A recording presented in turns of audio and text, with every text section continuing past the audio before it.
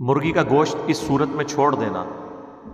کہ اسے جو خوراک دی جا رہی ہے اس میں حرام جانور کے گوشت سے بنائی گئی فیڈ ہے، گوشت کو کھانا چاہیے، چھوڑ دینا چاہیے۔ بھئی مرغی کے اوپر کوئی شریعت اپلائی نہیں ہوتی، مرغیاں تو چھپکلیاں بھی کھا جاتی ہیں، کیڑے مکوڑے بھی کھاتی ہیں، آپ کا دل نہیں مانتا آپ ضرور نہ کھائیں، یہ آپ کا رائٹ ہے، لیکن اسے حرام نہ قرار دیں۔ حلال چیز کو حرام قرار دینا یہ جرم ہے اللہ کے نزد۔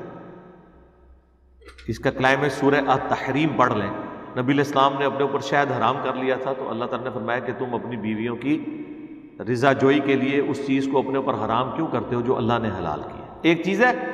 پسند ناپسند، وہ الگ چیز ہے، لیکن یہ کہنا کہ میں اپنے اوپر حرام کرتا ہوں، میں قسم کھاتا ہوں کہ آندہ میں یہ نہیں کھاؤں گا، یہ واجب کرتا۔ ایک یہ ہے کہ میں نہیں کھاتا، وہ ایک لاگت بات ہے، وہ آپ کا رائٹ ہے۔ وہ بخاری مسلم میں حدیث ہے کہ نبی علیہ السلام کے سامنے گوہ کا گوشت لایا گیا تو حضرت خالد بن ولید کہتے ہیں یہ چھپکلی نما ایک تھوڑا بڑا سا جانور ہے، عرب ملکوں میں ہوتا ہے، سبزی خور ہے، تو سانڈا بھی کہتے ہیں اسے۔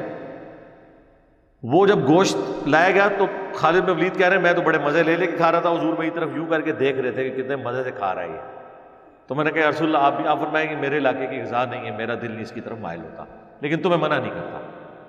اس سے اس کا حلال ہونا ثابت ہو گیا اور نبی اسلام کا نہ کھانا ثابت ہو گیا،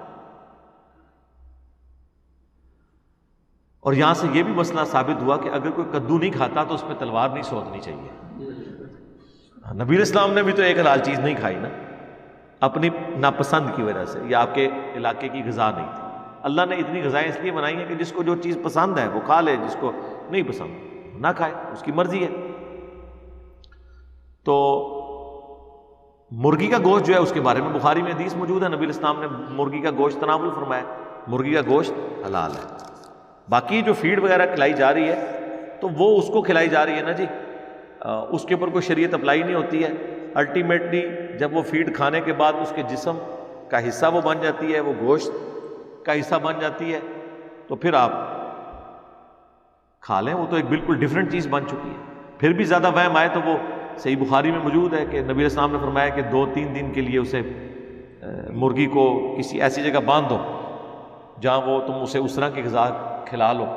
یعنی اپنا وہم ہی نکالنے والی بات ہے نا، وہ 2-3 دن میں وہ 10 کلو کی تو نہیں ہو جانی ہے، ٹھیک ہے،